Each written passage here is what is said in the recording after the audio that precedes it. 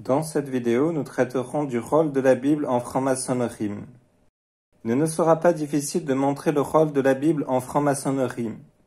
Il nous suffira de repasser successivement les sources, puis les symboles maçonniques, et enfin nous expliquerons pourquoi la Bible sert de moule à la franc-maçonnerie. Donc premièrement, les sources de la franc-maçonnerie.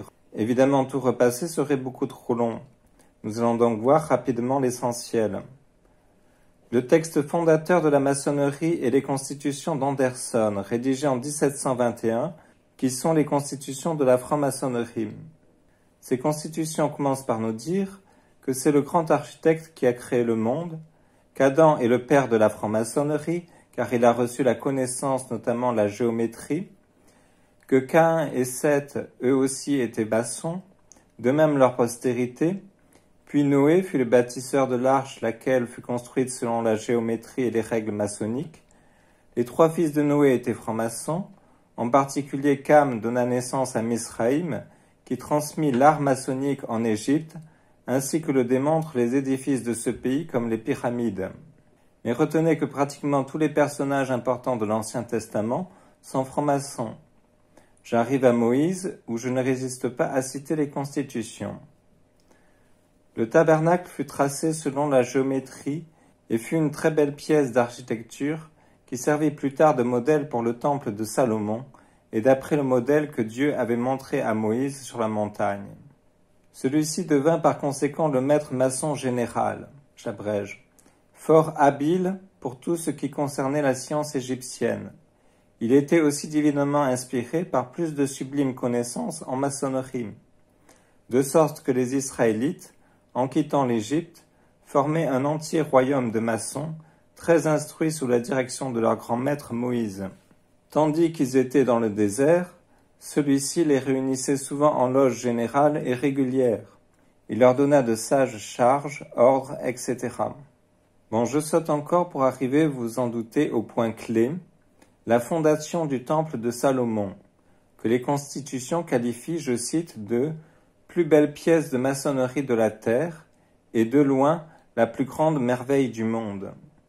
Celui-ci, nous dit la Bible, fut érigé sous la direction de 3600 hommes, lesquels sont qualifiés par les constitutions de maîtres maçons. Et ici se trouve également Hiram, qui était un habile artisan du temple, la Bible ne s'étend pas sur sa vie. Mais les constitutions reprenant une légende à son sujet en font le plus parfait des maçons sur la terre, que, par la suite, personne ne surpassa. Cette légende, laquelle dit qu'Hiram détenait le secret du temple et préféra mourir plutôt que de le livrer, est un peu partout présente dans les rites maçonniques. Aussi, avec le temple de Jérusalem et son histoire, on arrive à l'apogée de l'histoire mythique de la franc-maçonnerie. Et c'est à cette histoire que se réfère le plus grand nombre de rites et de symboles. Donc je m'arrête là, mais concluons qu'à la lecture de ces constitutions, il ne fait pas de doute que la franc-maçonnerie a pour source principale la Bible, et d'autre part, que le message biblique est travesti. Nous passons maintenant à une rapide analyse des rites et symboles. Déjà, les temples maçonniques sont construits à l'image du temple de Jérusalem, et c'est également du temple de Jérusalem que viennent les deux colonnes, Bouz et Jachin, lesquelles étaient fameuses dans tout Israël et qui sont aujourd'hui partie intégrante de tout temple maçonnique. On les voit très souvent figurer un peu partout ailleurs, comme sur les tabliers maçonniques. De même, les outils du temple, l'équerre, le compas, la truelle, le fil à plomb, le tablier. Comme autre édifice prisé par les maçons, citons la pyramide. Mais en réalité, ça ne témoigne pas forcément de sources égyptiennes, car comme nous l'avons vu, les pyramides occupent une place importante dans les constitutions d'Anderson, mais elles sont vues comme construites après le déluge par la science sauvegardée dans l'arche et sa transmission par Misraïm, fils de Cam. Donc elles sont vues sous un prisme biblique. Mais bien plus tard, avec l'engouement pour l'Égypte, et Champollion ayant déchiffré les hiéroglyphes, une partie de la franc-maçonnerie commença à emprunter considérablement à l'égyptologie. Notamment les premiers rites maçonniques égyptiens, comme le rite Misraïm, datent seulement du début XIXe. Après, il y a les chiffres importants en maçonnerie, citant par exemple le 1, le 3, le 13, le 33, le 5, le 7, le 8, le 9, le 22, le 81. Or, hormis le 9, qui n'est pas très présent dans la Bible, les autres nombres sont très présents ou se ramènent à la Bible. 33 fait référence à l'âge traditionnel de notre Seigneur Jésus-Christ. 5 aux 5 plaies du Christ, mais aussi à la quintessence, aux 5 éléments, aux 5 branches du pentagramme. En réalité, Anderson, dans ses constitutions, voit le 9 dans la Bible, en comptant les générations de la Genèse, non pas comme 10 comme nous l'avons vu, mais par 9. Le 22 désigne les 22 lettres de l'alphabet hébraïque. Jouer avec le 22 est un usage davantage kabbalistique. En réalité, la maçonnerie s'inspire aussi de la Kabbale, mais la Kabbale a elle-même pour source essentielle l'Ancien Testament. Nous verrons dans une autre vidéo les rapports de la maçonnerie à la Kabbale, et dans une autre vidéo, la Kabbale elle-même. Les formes géométriques. Nous avons le triangle équilatéral, symbole de la Trinité, doctrine évangélique, mais aussi partie intégrante de l'étoile de David, souvent représentée par 2 triangles noirs et blancs, dont la signification semble être cryptosexuelle. Les 3 points répondent à la même symbolique. Puis le triangle isocèle, avec les mêmes angles que le pentagramme, repris probablement de lui. Le pentagramme, constitué de 3 triangles, sont 3 x 3, 9, c'est une figure très utilisée en magie. La croix, symbole du Christ, mais aussi des 4 points cardinaux. Cette croix est également reprise chez les Rosicruciens, où elle représente le corps, la rose représentant l'âme. Les lettres, souvent initiales, comme la lettre G, qui signifie gnose, géométrie, genèse, génération. La gnose, mot grec qui veut dire connaissance, est possiblement une allusion à la connaissance du bien et du mal dans la Genèse. Le tétragramme, ou nom de Dieu, et autres inscriptions hébraïques. Vitriol, qui désigne une abréviation alchimique. Nous aurons l'occasion d'y revenir dans une prochaine vidéo. Le monogramme IHS, qui fut d'abord l'abréviation de Jésus, puis de Jésus sauveur des hommes, devint pour les francs-maçons l'abréviation de Jéhovah, Hiram, Stolkin. Donc vous voyez, on retrouve la légende d'Hiram, l'artisan du temple, Stolkin étant celui qui découvrit son corps assassiné. Cette légende est un peu partout en franc-maçonnerie.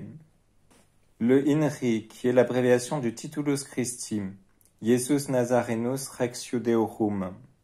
Mais alors justement, ces noms-là vont revêtir des significations différentes, vidées de leur sens primitif biblique. Par exemple, voici une table des différentes significations maçonniques du INRI. Je ne vais pas m'étendre sur ce que chacune de ces formules veut dire, mais elles ont une signification tantôt alchimique, tantôt probablement cryptosexuelle. Voilà un bref aperçu d'une symbolique maçonnique qui en réalité est pléthore en elle-même et infinie dans ses interprétations.